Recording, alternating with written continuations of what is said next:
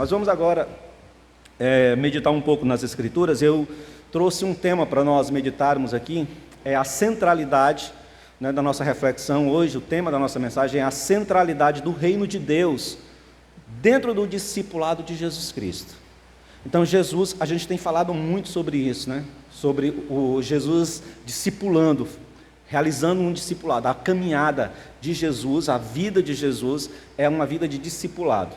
Ele está ensinando os homens, chama discípulos para orientar esses discípulos, para revelar Cristo Jesus, para revelar Deus o Pai aos homens, e como os homens devem manter uma relação com esse Deus que Jesus chama de seu Pai.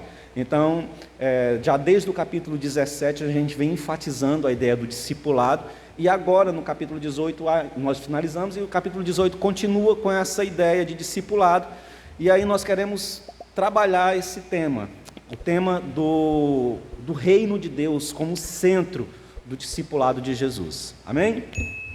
Então,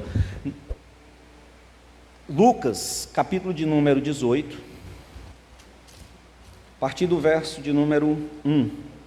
E aí eu quero que você tenha um pouquinho de paciência. Nós não vamos fazer a leitura agora do texto, nós vamos fazer a leitura do texto em pedaços, porque nós vamos ler dos versos 1 aos versos 30, então é um bloco muito grande do livro dessa seção de Lucas. Mas eu quero, antes de fazer a leitura, dizer para os irmãos que o capítulo 18 do livro de Lucas, assim como todos os outros textos da Bíblia, dos textos bíblicos, ele está dividido em várias subpartes, né? Essas divisões que a gente que está aqui expressa, a gente costuma chamar elas de perícopes. E aí eu sei que muitos dos irmãos que estão aqui já sabem o que é uma perícope, porque nós já falamos isso várias vezes. O que é uma perícope, né? Inclusive nós temos aqui um grupo de irmãos que estão estudando conosco, que está estudando comigo aqui na segunda-feira, de forma mais próxima a exposição de um texto bíblico, como analisar um texto, como construir uma reflexão, uma exposição no texto. A gente tem abordado essas temáticas com eles, eles sabem disso. Mas para você que está aqui e talvez esteja se perguntando o que é uma perícope, você está com a sua Bíblia aberta aí? Então, a perícope é aquilo que não é um texto inspirado. A perícope é um título que é dado no texto bíblico para fazer separação de temas. Por exemplo, você está com sua Bíblia aberta aí no capítulo 18, não sei se vai acompanhar o mesmo, porque existe uma diferença. Como não é um texto inspirado, como essa parte da Bíblia ela não é inspirada, ela é apenas uma separação didática para que a gente possa identificar os textos, talvez aí você tenha aí no capítulo 18, no verso de número 1 em diante, você vai ter o juiz iníquo e a viúva inoportuna. E ele vai estar assim, ó, com um grito. Tem essa expressãozinha aí na sua Bíblia, separada, antes de começar o texto bíblico? Tem ou não tem? Aí você caminha um pouquinho mais aí mais ou menos ali pelo verso de número 9, antes de começar o texto do verso 9, tem uma separaçãozinha chamada assim, ó, o fariseu e o publicano. Ele está em negrito, separando, indicando de forma temática, de forma didática, os temas que aquele capítulo está abordando, né? E então, o capítulo de número 18, ele vai ter aí, dentro desse bloco que nós queremos tratar, que vai do 1 até os versos 30, você vai ter pelo menos aí 6 temas. Quais seriam esses temas? De 1 a 8, nós vamos ter o juiz iníquo e a viúva. Você vai ter do verso 9 até o verso 14, o publicano e o fariseu, Jesus tratando do publicano e do fariseu. E aí, essas duas partes, tanto a historiazinha que Jesus conta de uma mulher viúva que está pelejando com um juiz que é iníquo, quanto a parábola do publicano e do fariseu, eles estão juntas, unidas por um tema específico. E esse tema específico ele é muito claro, é o tema da oração. Porque tanto a história da viúva, como a história do publicano e do fariseu, estão envolvidos com o tema da oração. A mulher está buscando o juiz para que ele resolva isso, resolva uma pendência, uma demanda que ela possui. E Jesus, depois contando do fariseu e do publicano, diz que eles subiam até o templo para orar, e os dois oravam. Mas um saiu justificado e o outro não. Então, as duas histórias, elas contemplam o tema da oração, ok? Então, vai guardando essas informações. O verso de número 15 a 17 vai tratar do tema das crianças. Então, o Senhor Jesus permite que as crianças se acheguem até ele e ele as abençoa. E aí, nós vamos ter aqui um pouco de dificuldade, se fizermos uma leitura superficial, para entender como esse texto ele se ajusta em todo o desenvolvimento desse plano. Porque Jesus está tratando do tema da oração, e aí, nos versos posteriores a esse tema das crianças, Jesus vai tratar do jovem rico, Jesus vai tratar do perigo de amar as riquezas e das recompensas, ou da promessa de uma recompensa para quem deixar as riquezas para servi-lo. E aí, entre esses dois temas, que é o tema da oração e o tema praticamente da avareza, ou do desejo humano pelo possuir, pelo ter, Jesus estabelece essa história das crianças. Por quê? Como encaixar essa história no desenvolvimento? Nós vamos aqui ver, se você tiver um pouquinho de paciência, nós vamos entender todo esse processo. O que é que Jesus está propondo e o que é que Lucas, que é o escritor, que é aquele que organizou os discursos de Jesus, por que ele organizou esses discursos dessa forma, dentro do capítulo 18? Nós vamos ver isso. Então, eu quero que você perceba que cada perícope, né, cada partezinha do texto bíblico que está aí separado, tem um interesse particular, tem um direcionamento muito próprio na sua mensagem. Ou seja, você vai ter um direcionamento da oração, você vai ter o direcionamento, e aí você vai entender um pouco mais da frente, a questão da humildade e da dependência na perícope que trata das crianças, e você vai ter a advertência que Jesus trata sobre a avareza.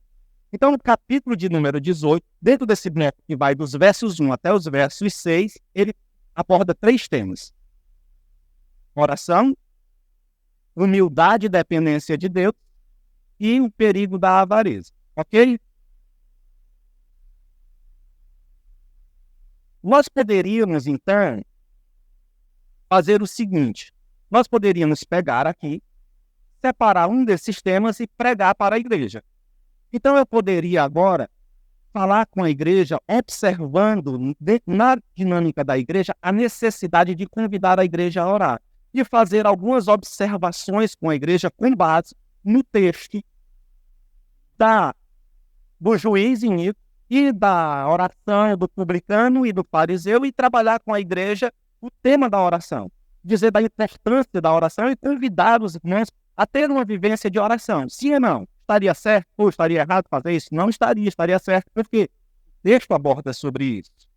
Mas eu também poderia trabalhar com os irmãos aqui, tendo o texto que fala sobre as crianças e falar da dependência, porque assim como as crianças elas eram dependentes, como elas eram aqueles que não tinham um lugar na sociedade judaica, elas precisavam do convite do Senhor, elas precisavam do acolhimento do Senhor para poder ter acesso ao Senhor. Nós poderíamos aqui trabalhar dessa ideia, a ideia da igreja viver na dependência do Senhor, de não arrogar para si direitos ou condições de se aproximar do Senhor. Dependemos do convite do Senhor, do chamado do Senhor para estar ao lado dele. Poderíamos trabalhar esse tema?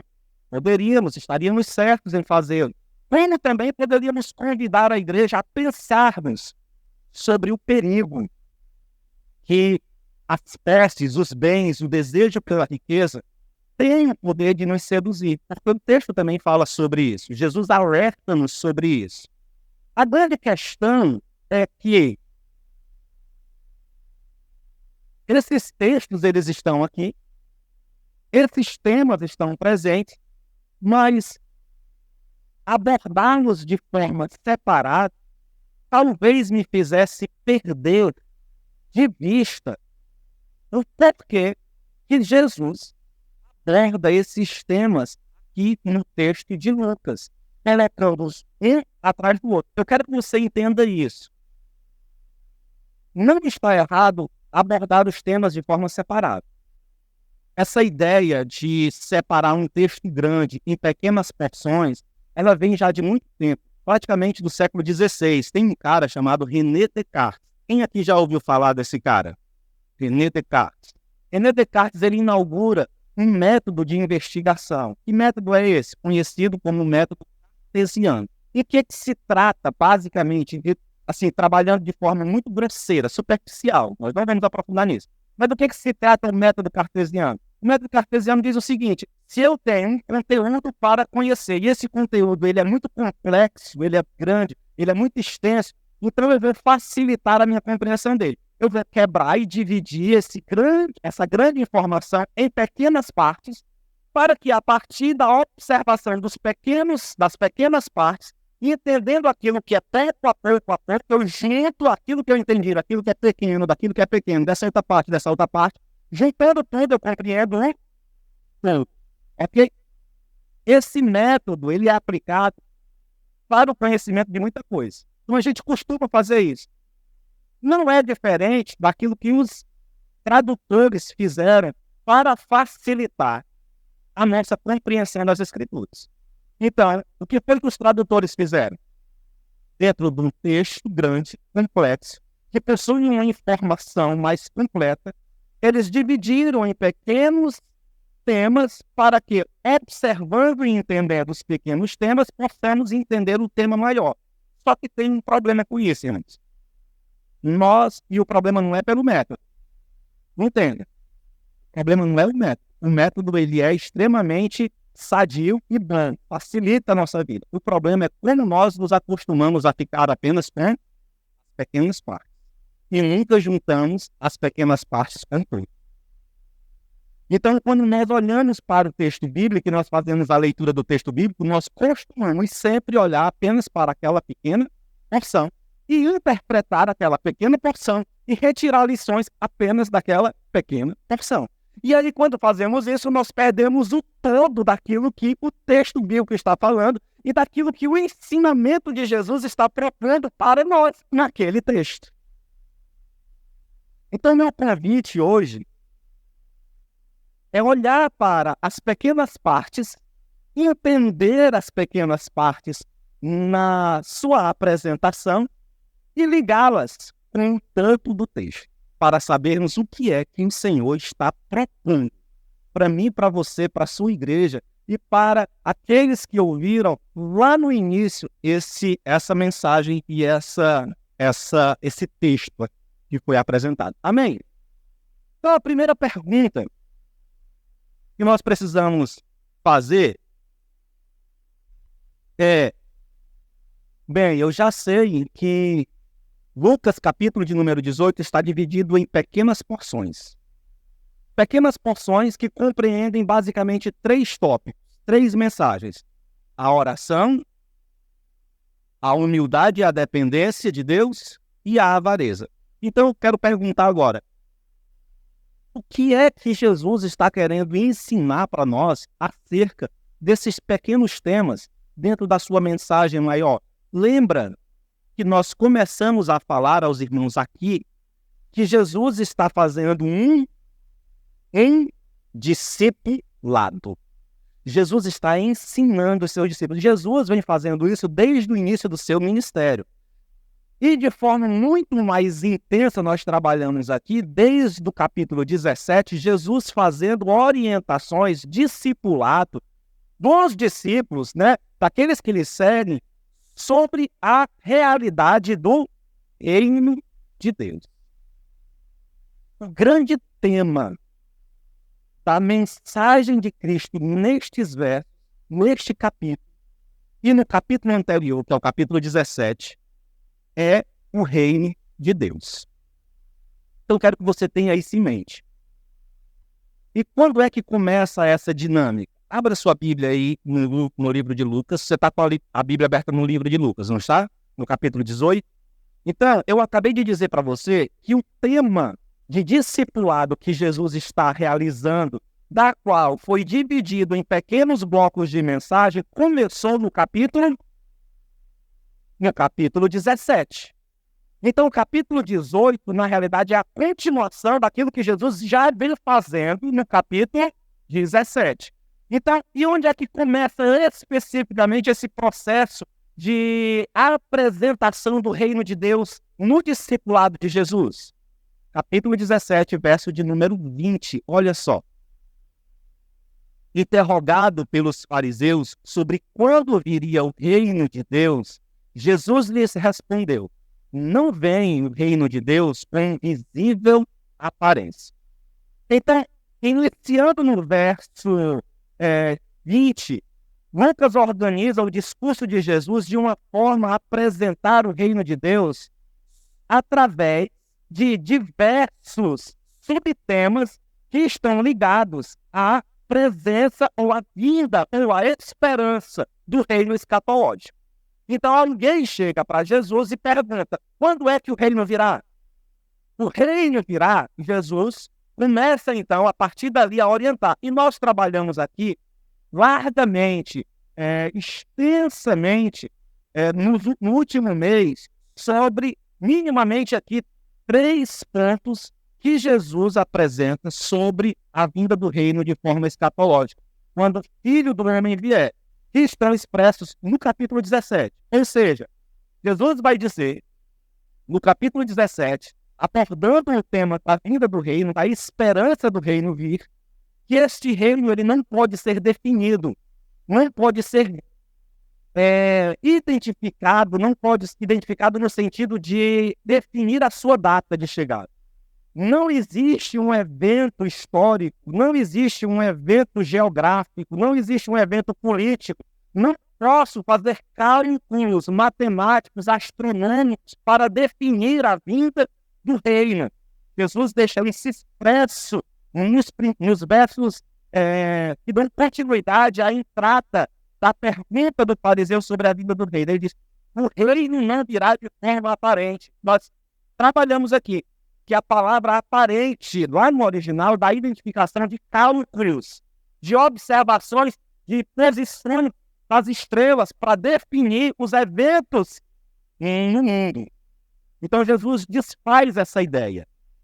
Que o reino de Deus ele virá, mas ele virá não através e não será percebido, calculado, identificado a sua vinda e as datas da sua vinda para os homens. O segundo tema que Jesus afirma é que quando este reino vir, uma fé presente na sociedade será o engano de forma generalizada na sociedade. Então Jesus diz que haverá um engano. Eles dirão: ele ali, ele acolá, mas não é verdade. Ele não está lá. As pessoas serão conduzidas pelo engano. É uma marca patente, visível, de quando os dias da vinda do Filho do Homem, do reino, estiver certo, o engano. E, em terceiro lugar, o tema do reino de Deus virá, Jesus diz, ainda no capítulo 17, que este reino virá quando os homens e a sociedade estiver vivenciando as suas vidas de forma extremamente ruim. Não haverá eventos extraordinários. Não haverá perspectiva de coisas absurdas acontecendo. Jesus diz: eles estarão comendo, bebendo, casando, tendo sem casamento. A vida será corriqueira, normal. As atividades cotidianas da vida. Os homens estarão vivendo distraídos da realidade da vida do reino, esquecidos de que o juízo virá, assim como foi nos dias de Sodoma e nos dias de Gomorra. Então essas são as perspectivas que Jesus apresenta sobre o tema da vinda do reino. E todas essas perspectivas que estão no capítulo 17, elas são orientações de Jesus para os seus discípulos, e que diz respeito à vinda do reino de maneira escatológica, ou seja, a perspectiva de um reino que ainda virá, de um reino que se estabelecerá de forma gloriosa. Então ele diz: quando esse reino vier, ele virá sim. Os homens não conseguirão definir a sua data. Os homens estarão envolvidos em profundo engano. E em terceiro lugar, os homens estarão vivendo as suas vidas tranquila, normal, natural, sem a perspectiva do juízo. Então, o reino virá.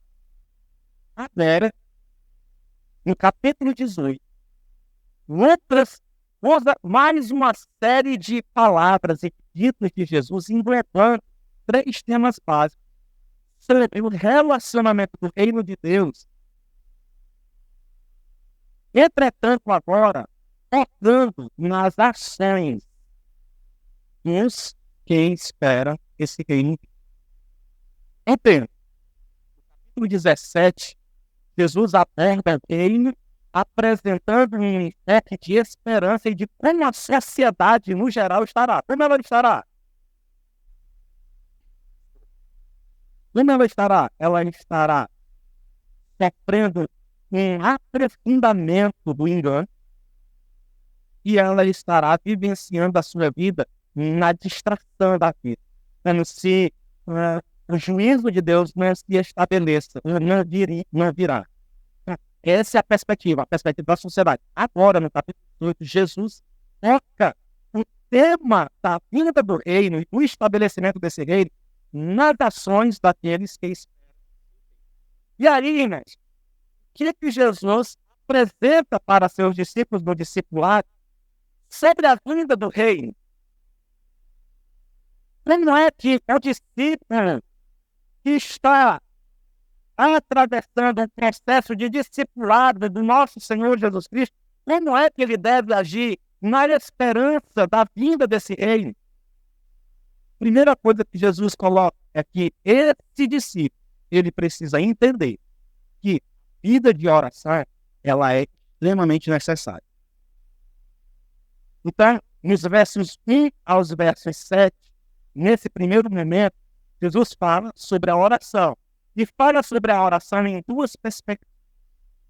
Na primeira perspectiva, ele fala a respeito de uma oração que é persistente.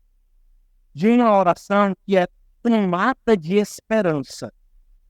Entenda, Jesus está falando ele de uma forma agora voltada para as ações dos discípulos que esperam a vinda desse reino. E ele diz, vocês precisam ter uma vida de oração. E aí ele divide a ideia da vida de oração em 2 perspectivas. Na perspectiva de uma oração persistente, de uma oração cheia de esperança, e na segunda versão, de uma oração humilde e sincera. Ok? Então vamos ver aqui a primeira parte da oração, que é uma oração tomada de esperança. E para que você também se aproprie, que nós dissemos aqui, que aquilo que Jesus está falando é um discipulado sobre a vinda do reino de Deus. Então, o tema da oração está profundamente e intimamente ligado com a esperança do discípulo que aguarda o reino de Deus. Diz assim, verso de número 1. Disse-lhe Jesus uma parábola, sempre um dever de orar sempre e nunca esmorecer. Olha, Jesus está dizendo, é um dever. É um dever daquele que espera o reino orar sem nunca esmorecer. E ele diz, havia, e ele usa a história. Qual é a história? A história de uma mulher. Havia em uma certa cidade um juiz que não temia a Deus, nem respeitava homem algum. Havia também naquela mesma cidade uma viúva. E aí, viúva aqui é a imagem daquela pessoa completamente dependente do favor das autoridades. Porque ela não tem mais o sustento, ela não tem mais um marido, não tem mais, talvez, um filho que possa sustentar. Ela está completamente abandonada. Então, essa viúva, ela manifesta aquele que está completamente abandonado, completamente dependente, necessitado do auxílio.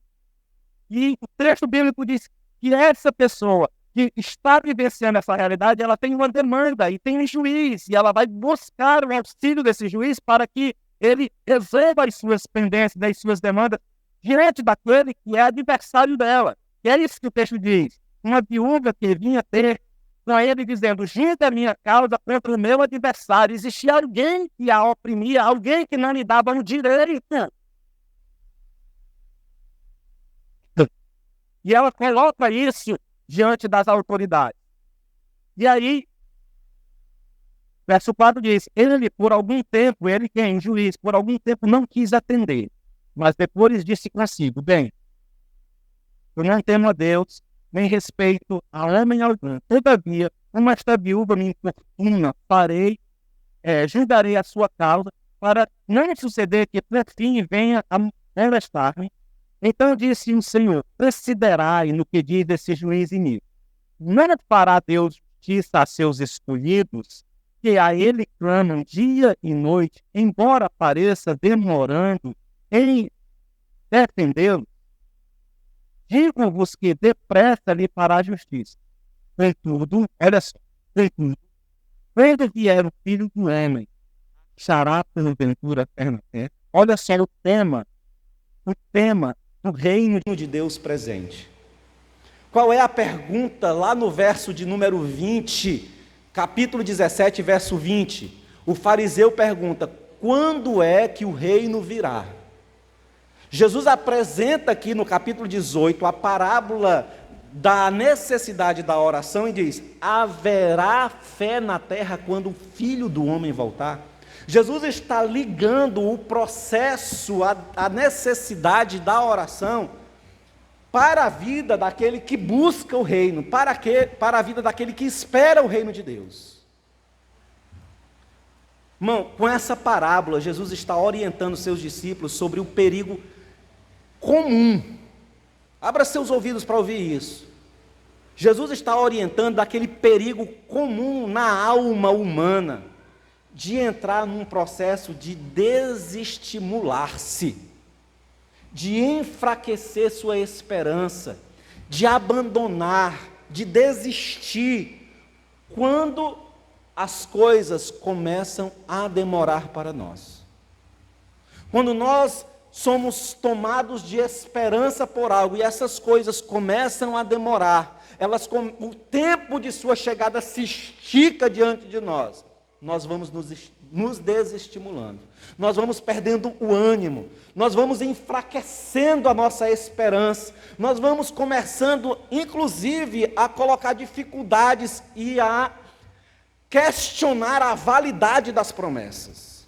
Isso é algo natural da alma caída humana, porque nós somos seres extremamente imediatistas. Nós queremos e achamos que as coisas devem acontecer dentro do nosso tempo, de acordo com aquilo que nós estabelecemos. E quando as coisas e os planos de Deus, eles extrapolam o tempo que eu estabeleci para o recebimento daquelas promessas, ou para a experiência daquelas promessas, eu me desestimulo. Eu me desanimo. Quantos de nós, já não dissemos assim, eu já estou cansado de orar por fulano, por Beltrano. Eu já estou cansado de falar do evangelho para minha mãe, para meu pai, para minha tia, para meu filho, para minha irmã.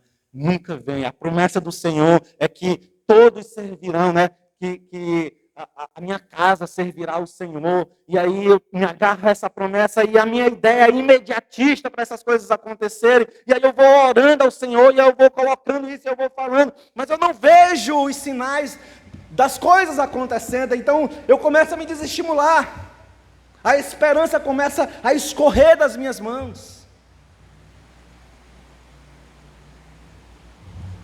Irmãos, a oração é o exercício espiritual que mais claramente revela a nossa completa dependência, a nossa completa confiança e que fortalece a nossa esperança de que as palavras de Deus nas Escrituras são reais, são extremamente e são verdadeiras. A oração, irmãos, ela declara, ela mostra se nós estamos esperando o reino de Deus. Jesus utiliza a parábola da oração, esse tema da oração, na perspectiva da espera do reino, e diz: quando o Filho do Homem voltar, achará fé na terra? Achará aqueles que devem ter uma vida de oração ainda orando, exercitando ainda a sua esperança, exercitando a sua fé, ainda que diante de toda a história pareça-se que as coisas se prolongam. Pedro vai falar nas suas cartas dizendo que alguns têm a Deus por demora, ou seja, que as promessas de Deus têm se demorado a se cumprir. E Pedro vai dizer: olha, não é que o Senhor se demore, mas o Senhor tem prolongado o cumprimento das suas promessas na esperança de que as pessoas se aproximem, para que as pessoas se convertam, para que as pessoas se ajustem à sua santa vontade. Muitas vezes, irmãos, nós estamos buscando ao Senhor, orando ao Senhor, na esperança da vinda do reino de Deus, esperando os frutos dessa oração, e as coisas não estão chegando. Como é que fica a nossa alma? Como é que fica a nossa esperança? Como é a nossa relação com Deus em oração? O Senhor está estabelecendo o tema da oração como um dos focos primários para aqueles que buscam o reino de Deus, para aqueles que esperam o reino de Deus. Jesus está colocando a oração como uma ação prática para o discípulo que busca o reino de Deus.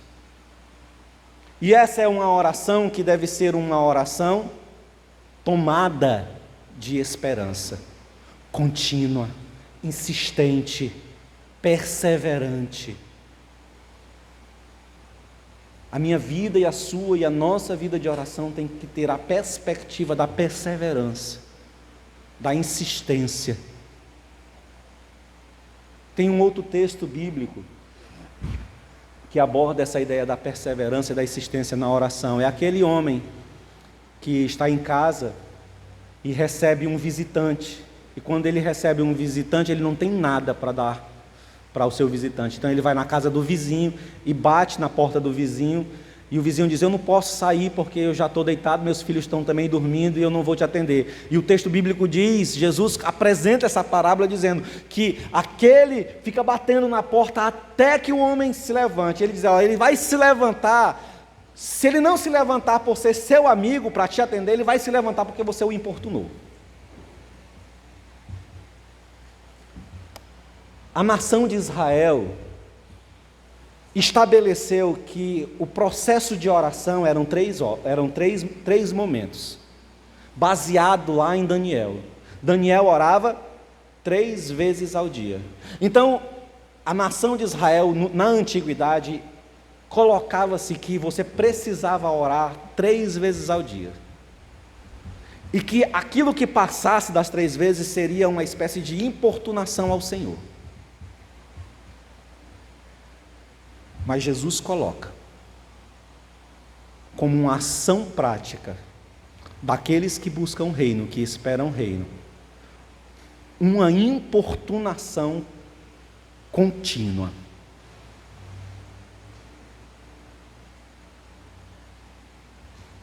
Perturba o juiz, a viúva perturbava o juízo do juiz, até que a sua causa fosse resolvida. Tomada de esperança, de ânimo, de insistência, confiando que o juiz julgaria a sua causa.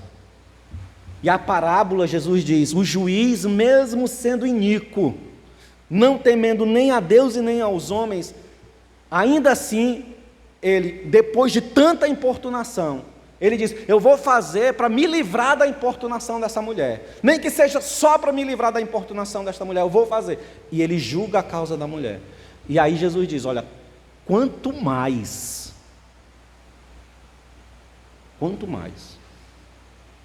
o vosso Deus não fará justiça aos seus santos, aqueles que clamam dia e noite. Se você tem orado e você não tem visto os resultados, continue. Não pare, insista. Às vezes o resultado já está aí, mas não era aquilo que você esperava ou que você idealizava. Às vezes Deus nos coloca para orar na perspectiva de que a transformação do outro aconteça, mas quem está sendo transformado somos nós. Quem está sendo mudado somos nós. Quem está sendo fortalecido somos nós. Quem está sendo tomado de esperança somos nós. Quem está sendo aprofundado no relacionamento com o Deus Criador somos nós. Então, a primeira coisa que Jesus apresenta nesse discurso do capítulo 18 sobre o seu discipulado, da vinda do reino de Deus, são as ações práticas daquele que espera o reino, ou seja, uma vida de oração contínua, que não se abala, que não está focado no tempo, no cronos, nos minutos, nas horas, no tempo. Irmãos, já conversei com alguns irmãos aqui sobre o processo de oração, principalmente quando a gente estava trabalhando nesse discipulado aqui nas segundas-feiras. Isso é preciso. Os irmãos têm vontade de pregar o Evangelho, de expor o texto bíblico, a gente tem ensinado isso. E eu disse: é preciso que você construa uma vida de oração, um altar de oração. Sem um altar de oração, sem uma vida de oração, não dá. É impossível. E aí a grande dificuldade, sabe o que é, irmãos? É o tempo. O tempo em dois sentidos. O tempo, separar um tempo para orar. Então eu preciso separar um tempo. E muitas vezes, as 24 horas do nosso dia é pouco para as múltiplas atividades que possuímos. Sim ou não? Então fica difícil a gente ter um tempo para orar. Mas além disso, existe a preocupação do tempo que você vai passar em oração. Então as pessoas dizem assim: eu dobro o meu joelho, ou então eu nem dobro o joelho porque dói, não tenho costume, dói. Aí eu só fico ali, aí começo a pensar no Senhor, a orar e tal. Quando eu abro os olhos, pensei que tinha passado 30 minutos, só passou 5. Aí você fecha de novo os olhos e fica e tal, e insiste. Aí você abre os olhos de novo e tudo. Você pensou que passou mais 15, passou 2. Aí vai embora. Irmãos, quando você começa o exercício de oração e de vida com Deus de oração, o tempo para, ou passa. Literalmente, ou ele para ou ele passa. Você se esquece. E quando eu digo ele para ou ele passa, eu digo no sentido de que você se desliga do tempo. Você é transportado para um ambiente onde o tempo não é mais o limitador da tua relação com Deus e da tua união com Deus. Está dando para entender? Então, às vezes, 1 minuto, 2 minutos, naquele ambiente de profunda comunhão, é como 1 ano de devoção ao Senhor. E às vezes, irmãos, você se perde no tempo. E 1 a 2 horas de oração ao lado do Senhor é como 5 minutos. Sem falar no profundo deleite da alma com relação a isso. É aquele lugar onde você não quer sair. Daquele lugar onde você não quer mais sair. O Senhor está dizendo que A vida de oração é uma ação primária, necessária para a vida daqueles que procuram o reino de Deus. E uma oração insistente. Uma oração que não se cansa. Que o tempo e o espaço não são os limites para permanecermos e continuarmos. Segunda coisa, Jesus fala que a oração, ela também precisa ser exercida com humildade. Ela precisa ser exercida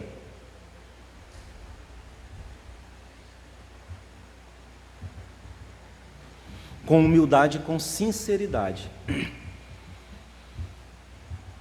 Observa o verso de número 8, o verso 9, diz assim: propôs também esta parábola a alguns que confiavam em si mesmo, por se considerarem justos, e desprezavam os outros.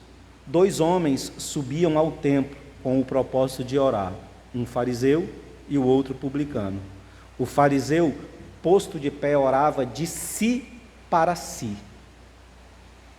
Desta forma: ó Deus, graças te dou, porque não sou como os demais homens, roubadores, injustos, adúlteros, nem ainda como este publicano. Jejum 2 vezes por semana, dou o dízimo de tudo quanto ganho. O publicano, estando de pé longe, não ousava nem levantar os olhos ao céu, mas batia no peito dizendo: ó Deus, sê propício a mim, pecador. Digo-vos que este desceu justificado para a sua casa, e não aquele, porque todo o que se exalta será humilhado, mas o que se humilha será exaltado. Irmãos, apesar da oração ser o exercício espiritual definidor de nossa dependência, de nossa confiança em Deus, ainda assim ela pode ser exercida de uma maneira profundamente equivocada, dando uma falsa segurança para aqueles que a praticam de forma errada, promovendo uma expressão de fé profundamente orgulhosa, promovendo uma expressão de fé profundamente autojustificadora e profundamente distorcida. Jesus está dizendo que existe uma forma de oração que é errada.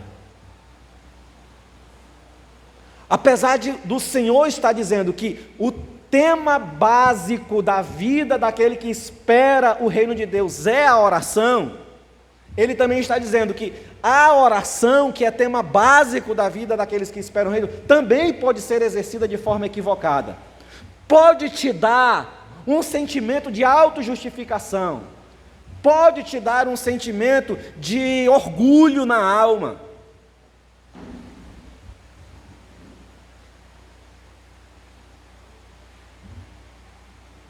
O texto diz que o publicano não tinha nem coragem de olhar para os céus, batia no peito e dizia: sê propício a mim. Enquanto o fariseu, cumpridor da lei, cumpridor da fé, de todos os ditames, de todas as regras estabelecidas pela religião, olhava para o próximo com um ar de superioridade, mas estava orando, estava no templo. Estava no templo e estava orando, mas sua oração, o texto bíblico, era de si para si. Era aquela oração que as palavras saem da boca e caem no chão. Não era a oração que era ouvida pelo Senhor, porque era uma oração tomada de confiança em si mesmo, uma oração tomada em confiança nas suas ações,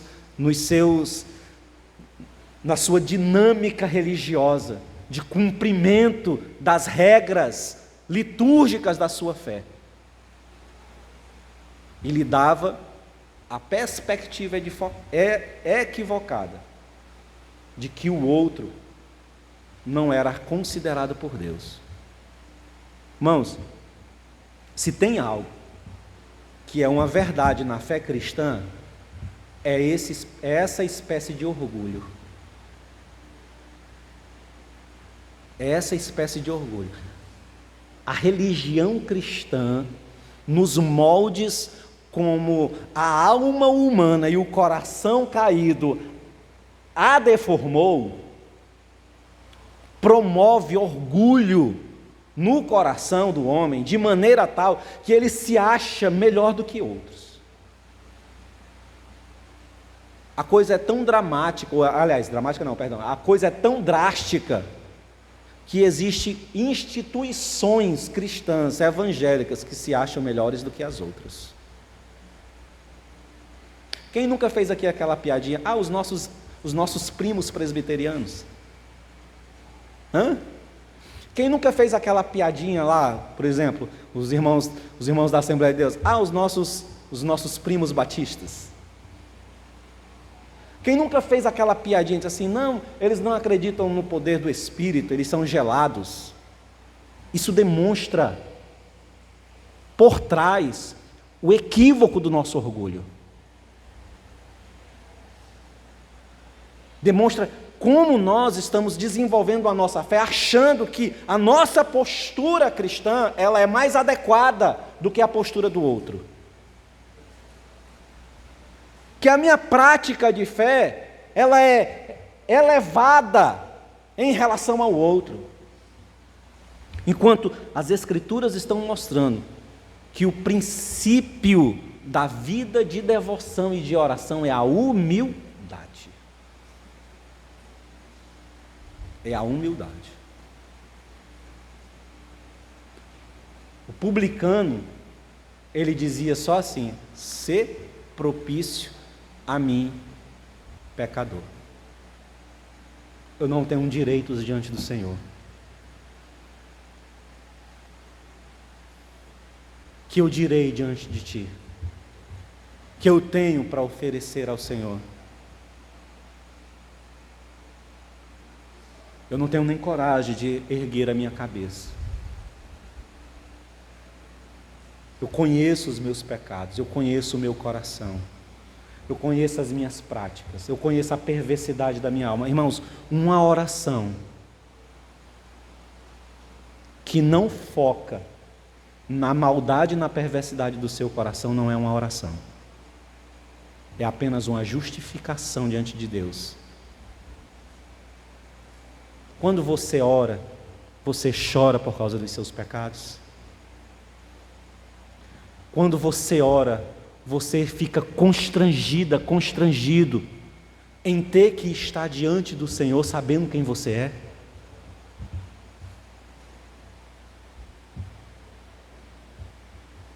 A gente é crente, né, irmãos? E a gente fala que nós precisamos ter uma vida de oração e que é preciso ter essa vida de oração. E aí a gente, não, então eu vou chegar diante do Senhor, eu vou orar. E aí a gente vai orar e já começa: Senhor, meu Deus e meu Pai, louvado seja o teu nome, porque tu é... Sem nem pensar que eu vou me aproximar daquele que é santo.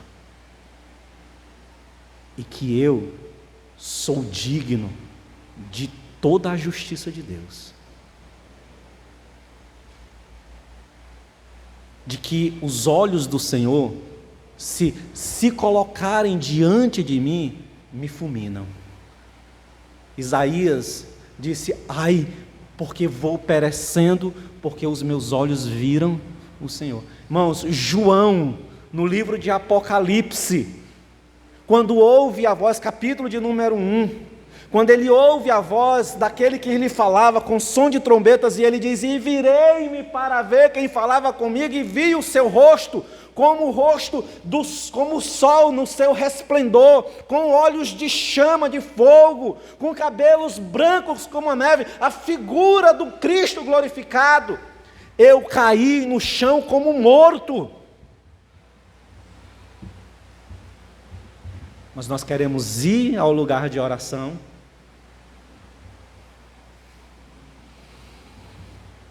né? Aprenda isso, irmãos. A oração, ela precisa ser construída de forma insistente, persistente, sim, mas acima de tudo, com a completa percepção de que você está diante daquele que é o Senhor de toda a terra, que você não é digno, que eu não sou digno, que nós não somos dignos de estar diante da sua face, que uma só palavra, um sopro sequer do Senhor sobre nós fulmina-nos por causa das nossas iniquidades e pecados. Mas Jesus diz que a oração é o princípio para aquele que busca e espera a vinda do reino. Amém? Então, depois de estabelecer a oração como princípio, como ação necessária daqueles que esperam o reino, Jesus fala do segundo tema. E qual é esse segundo tema? O tema da humildade, de se reconhecer indigno e ter a completa convicção de dependência de Deus para receber justificação, para poder desfrutar do reino de Deus. E como é que ele estabelece esse tema? O tema de se achar, de se ver, de se perceber como indigno, de se perceber, de se ver como aquele que não tem direitos ali naquele lugar. Lucas coloca a narrativa das crianças. Observe aí, Lucas capítulo 18, verso de números 15 em diante, ele diz: trazia-lhes também as crianças, para que as tocassem, e os discípulos, vendo, os repreendia. Jesus, porém, chamando para junto de si, ordenou: deixai vir a mim os pequeninos, e não os impeçais, porque de tais é o reino de Deus. Em verdade eu vos digo, quem não receber o reino de Deus como uma criança, de maneira alguma entrará nele. Percebe o tema do reino de Deus novamente apresentado aqui? Agora, como é que essa narrativa da criança, de Jesus chamando as crianças, como é que ela mostra-nos a humildade, a perspectiva de indignidade, de não ser digno, de não ter direitos? Em que momento essa narrativa nos mostra isso?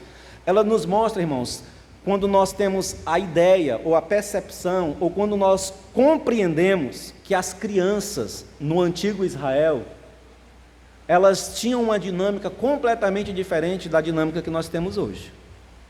Hoje nós temos um código de defesa da criança, o ECA. Então a criança hoje ela é protegida e valorizada. É ou não é? Então a sociedade tem responsabilidade em proteger e em guardar aquela criança. A criança ela é valorizada no contexto social em que nós vivemos. Mas naquele período da antiguidade, a criança ela era deslocada desse conceito. A criança ela não tinha valor na sociedade. Na realidade, a criança ela era inclusive entendida até determinada idade como um peso para a casa. Principalmente quando ela era mulher. A criança ela só começava a ter um determinado valor e lugar dentro do contexto social quando ela chegava na idade de cooperar com as atividades da casa. Mas até então ela era uma espécie de... não tinha direitos, lugares. Agora entenda, Jesus vem promover o quê? Um discipulado. Apresentar para a sociedade, para o povo antigo, o caminho para os homens chegarem a Deus. Amém? E Jesus está realizando esse feito. Jesus está falando, envolvido com a mensagem, envolvido com a proclamação. Ora, todas as pessoas que podem contribuir com o desenvolvimento do reino de Deus são alvos da mensagem de Jesus. Mas crianças, dentro do contexto de Israel, que contribuição poderiam dar para o avanço do reino? Então os discípulos, ao olharem crianças consumindo o tempo de Jesus, repreende-as e impede que elas se aproximem dele, porque o tempo que Jesus daria para aquelas crianças, ele poderia estar dando para, ou direcionando para outros que poderiam contribuir com o ministério. Por isso os discípulos, ao olharem Jesus perdendo tempo com crianças, eles repreendem aqueles que levavam as crianças e impediam que elas se aproximassem de Jesus. Mas aí Jesus diz assim, epa, peraí, esse não é o caminho. Deixem as crianças virem. E aí Jesus diz algo extraordinário. Jesus diz que o reino de Deus, ele deve ser recebido como uma criança. E aí nós já estudamos aqui, na quarta-feira. O que é que Jesus está querendo dizer com isso? O que é que Jesus está querendo dizer quando ele afirma que eu e que você, que nós, ou que qualquer pessoa, para receber o reino de Deus, precisa receber o reino de Deus como uma criança?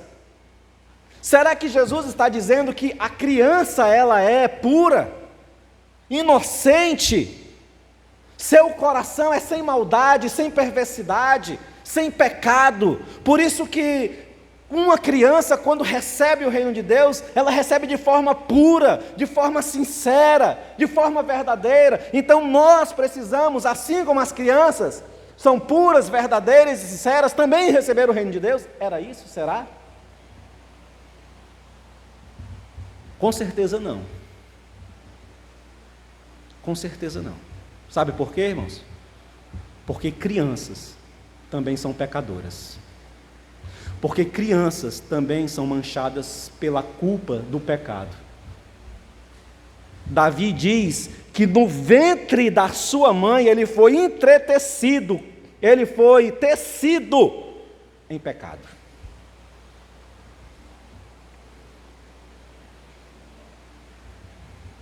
A maldade na alma humana, ela não vem depois de determinada idade, na idade da consciência.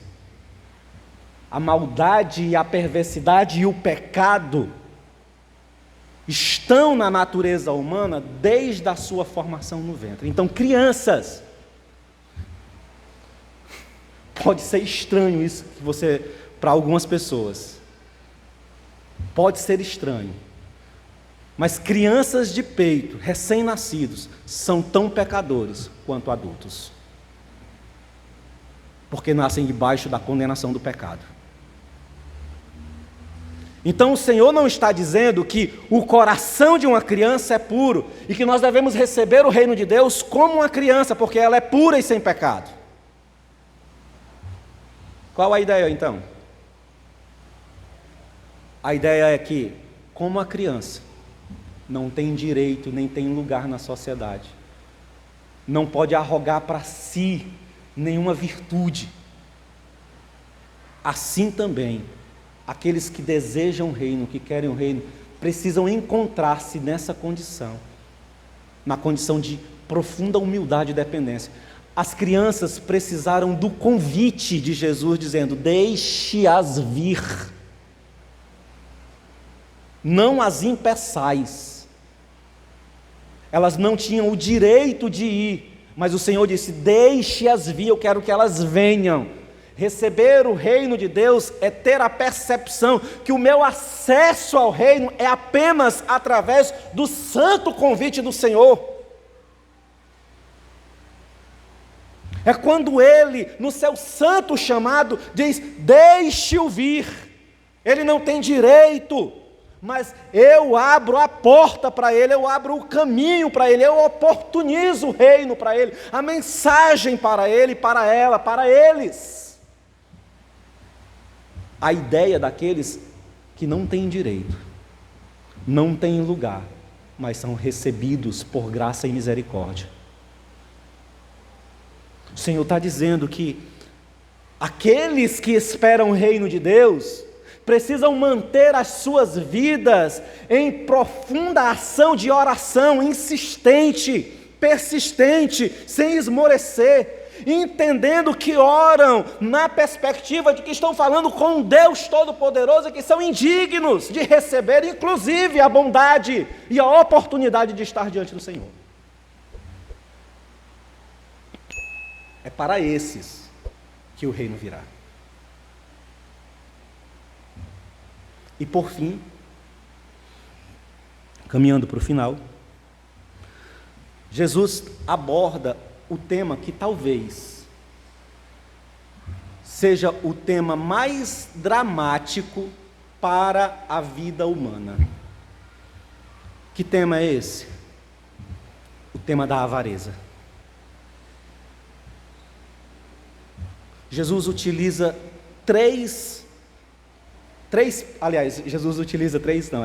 o texto bíblico faz uma separação de 3 partes. Conta a história de um homem, explica o motivo por que aquela história se desenvolveu daquela forma, e depois o Senhor faz um fechamento, arrematando tudo. Então, ele dedica 3 partes do seu discurso para chamar-nos a atenção sobre o perigo da avareza. Você continua com a sua Bíblia aberta? Veja verso 18, ele diz: certo homem, de posição, perguntou-lhe: bom mestre, que farei para herdar a vida eterna?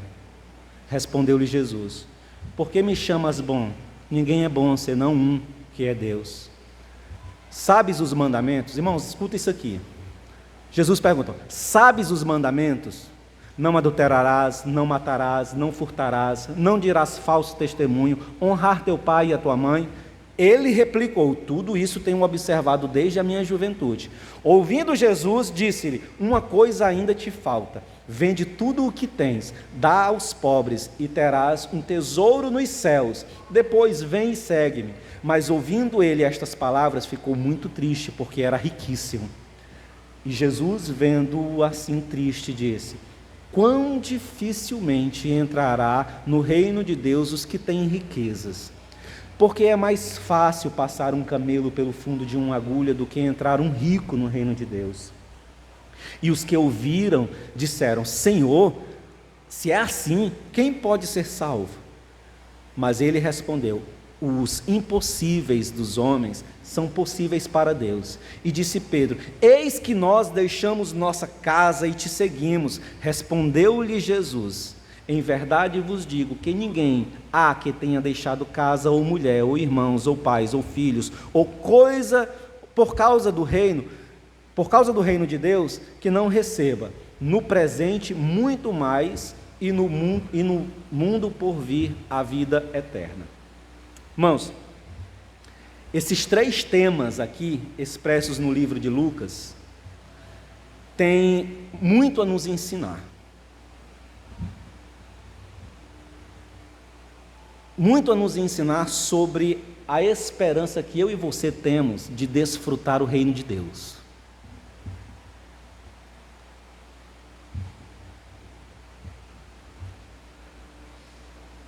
Se existe uma coisa que é patente na nossa vida, é a nossa pressa. Nós somos imediatistas, como eu disse. O convite da oração é para exercitar a nossa paciência. O convite da oração é para exercitar a nossa humildade, porque nós estamos falando com aquele que é todo-poderoso. Mas o chamado de Jesus sobre o cuidado que nós devemos ter pela sedução das riquezas é algo que não está expresso apenas nesse texto. São vários textos só no livro de Lucas que o Senhor está confrontando continuamente os seus discípulos sobre o cuidado de serem seduzidos pela riqueza, pela avareza. O quanto, irmãos, nós somos seduzidos pelo ter, o quanto nós somos conduzidos, o quanto nós nos esquecemos e o quanto nós negociamos a esperança do reino de Deus, a fé no Senhor Jesus Cristo, a fidelidade ao Senhor, por possuirmos.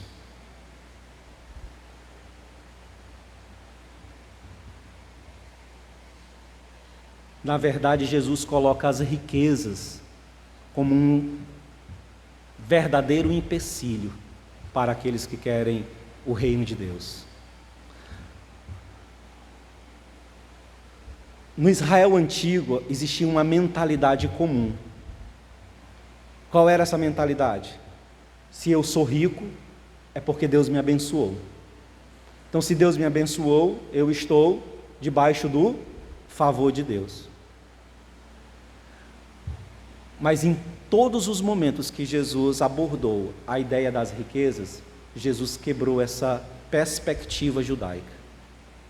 Na realidade, Jesus coloca a busca pela riqueza, pelo ter e pelo possuir, como genuínos empecilhos para aqueles que querem servir ao Senhor.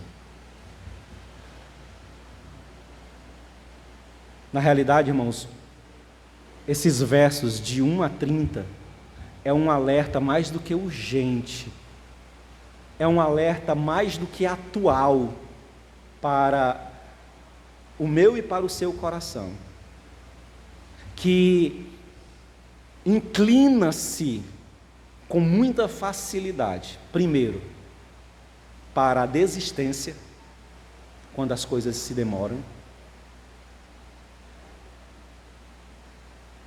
para nos alertar que nós não somos tudo isso que nós achamos que somos, porque nós temos um conceito muito elevado de quem somos, sim ou não?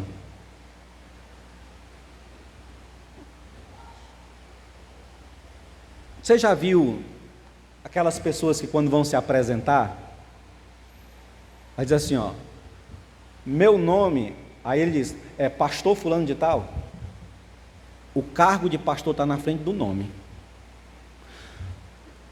Chamar aqui o fulano de tal, PhD, aí o cara fala assim, ó, essa semana eu estava conversando com a minha filha estava falando que uma professora, era filhota, era uma professora, aí ela foi me apresentar a professora, ela foi e me disse que a professora ela era mestranda, doutora e pós-doutora. Aí eu disse assim, minha filha, basta você dizer que ela é pós-doutora, porque eu já sei que ela tem uma graduação, que ela é mestre e que ela já é doutora. Mas a gente tem que dar os cargos, para quê? Para reforçar em nós a nossa importância. Para dizer para as pessoas que nós somos. É o orgulho da natureza humana.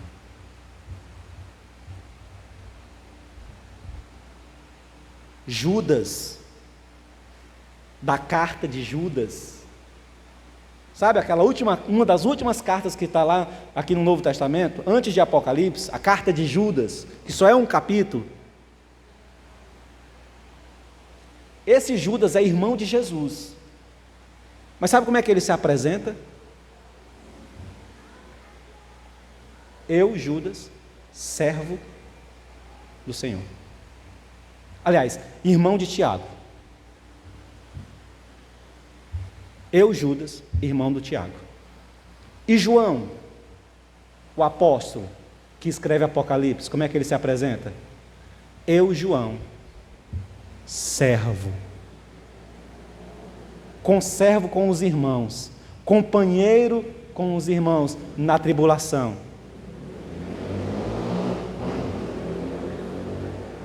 Grandes homens que precisavam ser reconhecidos, humilhavam-se. Nós, entende, irmãos? O texto aqui nos mostra o quanto nós precisamos nos posicionar, nos colocar na esperança de vivenciar o reino como indivíduos humildes, que reconhecem o outro e que estão profundamente interessados naquilo que é o reino e não naquilo que esse mundo pode proporcionar para mim viver nele. Não estou dizendo que você não precisa trabalhar, que você não precisa ter o seu carro.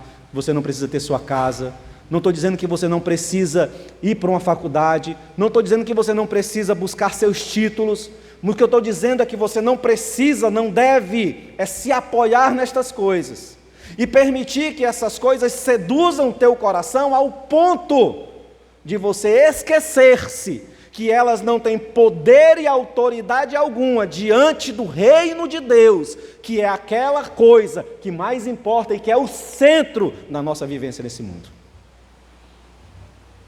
O Senhor nos chama para ser aqueles que esperam e que aguardam o reino de Deus, o tema central do discipulado de Cristo, o reino de Deus, a minha e a sua esperança, o reino de Deus. Mas esse reino, ele será vivenciado com uma vida de oração insistente, com uma perspectiva humilde de quem somos, e profundamente apegado às coisas celestes, entendendo que as coisas materiais, perecíveis, elas são instrumentos, elas são combustíveis para o meu aprofundamento no mundo espiritual, e não para meu aprisionamento neste mundo. A sua esperança é o reino de Deus e não o reino dos homens. A minha esperança é o reino de Deus e não o reino dos homens. Capítulo de número 18, versos de número 1 a 30, convida a mim e a você, diante dos grandes temas, do tema da oração, do tema da humildade, do tema do cuidado com a avareza, para que percebamos que o nosso foco é o reino de Deus. Amém, irmãos? Quero convidar Joaquim para orar por nós. Amém. Não sei se você percebeu, dentre as muitas coisas que foram ditas na apresentação do reino, né? E são três figuras que supostamente nós não acreditaríamos o reino, que é justamente uma viúva. Ninguém acreditaria a manifestação do reino na vida de uma viúva. E depois o reino de Deus é acreditado a um publicano. Ninguém em sã consciência acreditaria a manifestação da revelação de Deus na vida de um publicano. E depois descer a vida de uma criança. São três figuras impensáveis, improváveis, para que fosse revelado, fosse manifesto o reino de Deus na vida dessas três pessoas. E é justamente a essas três pessoas que o reino de Deus é manifestado. Amém? Vamos orar. Senhor, nós louvamos o Teu nome, Te agradecemos, ó Deus, por esta noite, por esta oportunidade, por este culto, por esta celebração, por esse ajuntamento, Senhor, que o Senhor nos proporcionou mais uma vez, em que mais uma vez nós fomos expostos à Tua verdade, fomos expostos ao Teu reino bendito, ao Teu bendito Evangelho. E agora, Senhor, nós Te pedimos nesta hora que o Senhor nos despeça em paz para os nossos lares, que o Senhor nos dê uma semana abençoada na Tua presença. Ó Deus, que em nome de Jesus, ó Deus, o Senhor possa fazer resplandecer o Seu rosto sobre as nossas vidas, a dinâmica das nossas vidas, todos os dias, até a volta de Cristo Jesus. É essa oração que nós cremos, que nós confiamos, que nós Te pedimos, hoje e até a Tua volta. E que o amor de Deus, a graça salvífica de Jesus Cristo, o nosso Senhor e Salvador, as consolações poderosas, únicas do Santo Espírito, acompanhe os meus irmãos, acompanhe esta igreja reunida e a igreja de Deus espalhada na face da terra. E aqueles que creirão dizer: amém.